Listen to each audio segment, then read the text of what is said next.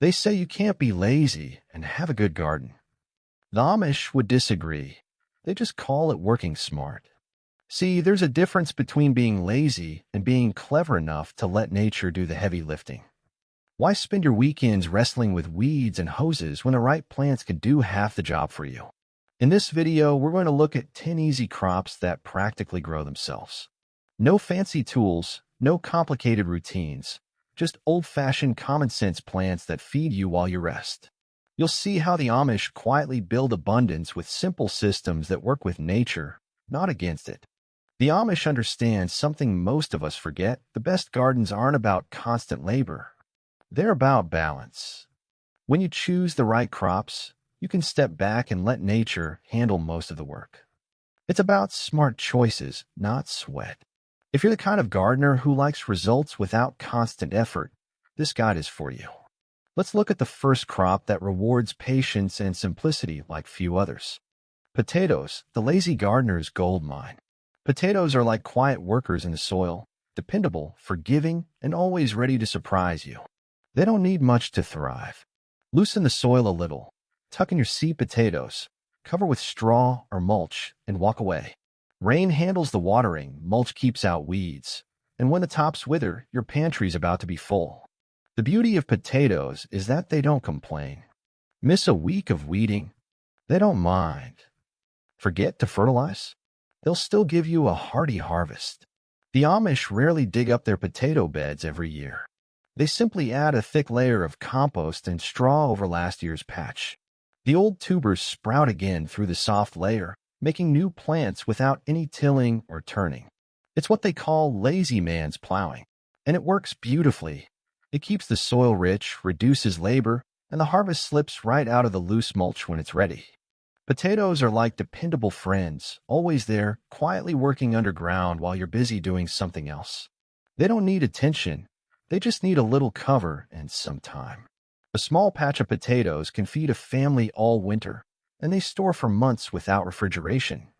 It's one of the easiest crops to grow, harvest, and forget about until you need it most. While your potatoes are resting underground, our next plant is busy climbing to do your work for you. Beans, nature's climbing helpers. If the potato is your underground worker, beans are your cheerful neighbors that just can't stop helping. Whether you choose pole beans or bush beans, these plants thrive with minimal care. Give them something to climb, a fence, a stick, or even an old broom handle, and they'll take it from there. They love sunshine, tolerate dry spells, and actually improve your soil while they grow. Beans pull nitrogen from the air and store it in the soil, feeding future crops naturally. You plant them once, water lightly in the early days, and soon you'll have vines covered in green pods that seem to appear overnight. The Amish often plant beans alongside corn. As the corn grows tall, the beans climb its stalks. No trellises needed. It's the oldest lazy man support system in farming history, and it still works perfectly today. The bean gives the corn nitrogen, and the corn gives the bean a ladder. That's nature's partnership at its finest. Beans are like overachievers. The more you ignore them, the more they try to impress you. Go on vacation for a week, and when you return, they'll be hanging full and proud, waiting to be picked. Beans give you protein-rich food for almost no cost, and if you let a few pods dry, you'll have your seeds for next year, free and easy. They're the ultimate pay-it-forward plant. And while beans reach for the sky, our next crop sprawls across the soil and gives you more food than you know what to do with. Zucchini, the plant that over-delivers. If you've ever grown zucchini, you already know it's the plant that teaches abundance, sometimes a little too well. Zucchini doesn't ask for much, just sunshine, space, and a little water to get started. Once it's settled, it'll produce faster than you can cook it. Miss a day or two of picking, and you'll find one the size of a baseball bat. Zucchini grows fast, covers the ground with big leaves that block weeds, and produces nonstop through summer. If your soil's halfway decent, it'll feed you for weeks without needing fertilizer or fussing. The Amish often plant zucchini near compost piles or in corners of the garden where soil stays moist. They let fallen leaves and kitchen scraps feed the roots naturally. No store-bought fertilizer needed. They'll even plant a few zucchini as sacrificial crops near the edge of the garden. The pests go for those first, leaving the main patch untouched. Zucchini has a way of sneaking up on you. Turn your back for a day, and you'll be calling neighbors just to give them away. It's the only plant that might make you too productive. It's low-calorie, high in fiber, and grows so quickly that 1 or 2 plants can fill your kitchen all summer. You can bake it, fry it, pickle it, or hide it in bread, and it just keeps coming. Kale, the comeback green. If there's one plant that forgives everything, it's kale. Forget to water it. It shrugs it off. A sudden frost? It just gets sweeter. Neglect it for a week. It stands there waving like, "You done resting yet?" Kale is a hardy cut-and-come-again green. You snip off the outer leaves, and the center keeps growing again and again. It thrives in cool weather, laughs at pests. It can even survive mild winters. If left alone, it'll often reseed itself next year, your own renewable salad bar. The Amish often plant kale in half-shaded spots, tucked between taller crops like corn or sunflowers. The partial shade keeps it tender and reduces watering needs. They also mulch heavily with straw or old hay, turning every rain into a slow-release drink for the roots. No sprinklers, no fuss, just nature's quiet irrigation system. Kale's the kind of friend who never takes a hint. You pick it, cook it, think you're done, and the next day, there it is again, growing stronger than before. Nutritionally, kale is a powerhouse, 3 times the calcium of milk, and rich in vitamins that keep you steady through the seasons. And the best part, it keeps giving long after other greens have gone to seed. Next, we'll move from leafy to bulb, a crop that practically grows while you're sleeping. Garlic, the quiet worker. Garlic is the introvert of the garden, silent, patient, and always doing something useful beneath the surface. Plant it in fall, forget about it all winter, and by midsummer, it's ready to reward you with plump bulbs that store for months. Each clove you plant turns into a full head by the next season. It doesn't mind cold, doesn't need daily watering, and practically resists every pest that dares to approach. While other plants complain about frost, garlic just settles in deeper. Amish gardeners often plant garlic around the borders of vegetable beds. It acts as a natural pest barrier, keeping bugs away with its strong scent. Some even tuck it near roses or beans to ward off aphids and beetles. In spring, they'll clip the curly green shoots, called scapes, and use them in cooking long before harvest time. 2 harvests, 1 planting. Garlic doesn't need attention, but your neighbors might if you eat too much of it. Still, a little breath is a small price to pay for such loyal protection in the garden. Garlic stores beautifully, months in a cool place, no freezer required. It boosts your meals, your health, and your soil, all without demanding a single ounce of drama. And while garlic quietly minds its own business underground, our next crop stands tall, colorful, and full of cheer. Swiss chard, the rainbow that works overtime. Swiss chard might just be the prettiest low-maintenance crop you'll ever plant. Those bright red, yellow, and orange stems look like stained glass when sunlight hits them. And the best part, they thrive under neglect. Plant chard once, and it'll keep producing for months, sometimes through light frost, sometimes into the next spring. You can pick the outer leaves and let the center keep growing, just like kale.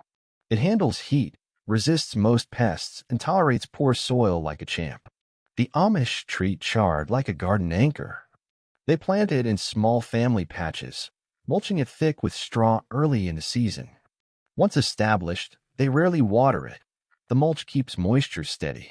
In late fall, they cover the roots with compost and straw, and it often returns on its own next year. No replanting needed. Swiss chard is like that cheerful cousin who always shows up early and stays till the end, unbothered by weather or work. You get steady greens for months, perfect for soups, sautés, or sandwiches. It's one of the most forgiving vegetables you can grow, the kind that makes you look like an expert even if you only check on it once a week. So far, we've got dependable roots, generous vines, and tireless greens, all thriving with minimal care. But what about crops that take care of themselves year after year without even replanting? Up next, we'll look at the true perennials of a lazy garden, the ones that keep feeding you long after you've forgotten where you planted them. Cherry tomatoes, the cheerful self-starters. If there's a plant that thrives on neglect, It's the cherry tomato. Plant it once, give it a bit of sun, and it'll reward you with handfuls of bright, sweet fruit, sometimes long after you've stopped paying attention. Cherry tomatoes are tough little survivors. They'll sprout from last year's fallen fruit, climb fences or cages without complaint, and keep producing until frost. Even in poor soil, they'll find a way. Their roots stretch deep, pulling what they need. Water them occasionally at the start, then let nature take over. The Amish often companion plant tomatoes with herbs like basil and mint. It keeps pests away naturally and makes the tomatoes taste even better. They also prune lightly and use straw mulch to keep moisture steady instead of daily watering. One deep soak every week is enough to keep the vines happy and heavy with fruit. Cherry tomatoes are like children at a summer picnic. They show up everywhere, multiply fast, and keep surprising you with where they pop up next. They're packed with vitamin C, grow in small spaces, and don't need much pampering. One or two plants can fill baskets all season long, perfect for snacking, salads, or quick sauces. And when the tomatoes have taken over your garden, you'll want something easy, fragrant, and useful to plant alongside them. That's where herbs come in. Herbs, the garden's fragrant freeloaders. If lazy gardening had a mascot, it would be herbs. They're beautiful, useful, and they practically refuse to die. Whether it's mint spreading like wildfire, oregano hugging the ground, or chives returning every spring, herbs ask for almost nothing and give plenty back. Most herbs thrive on neglect. They prefer poor soil, lots of sun, and dry roots, conditions that make other plants pout.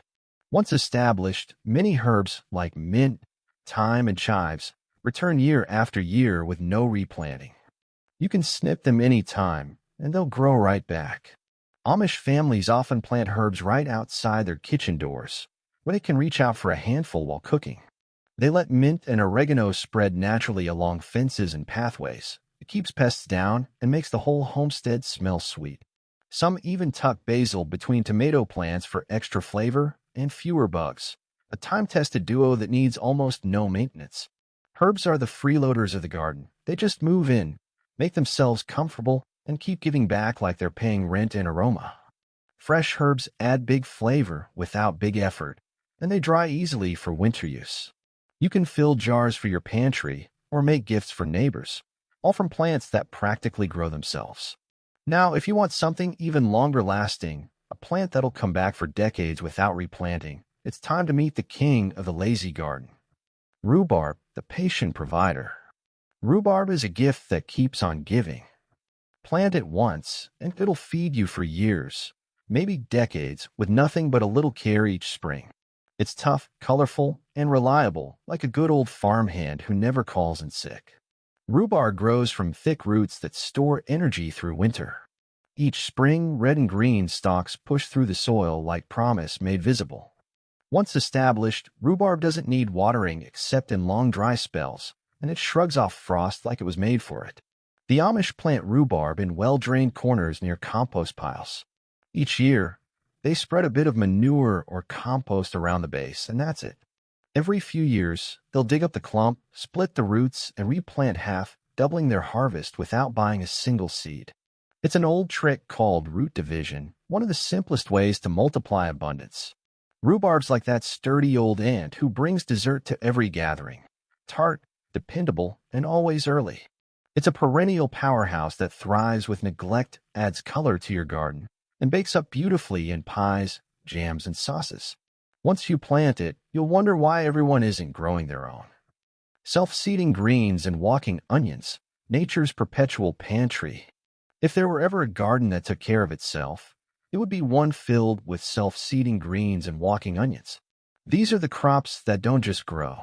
They return. Year after year, without a reminder, without replanting, they come back like old friends who know their way around the place. Self-seeding greens like arugula, endive, or mustard drop their seeds at the end of the season.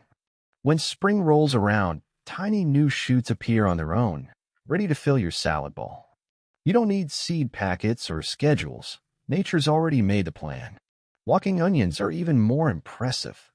Instead of seeds, they grow little bulb clusters at the top of their stalks.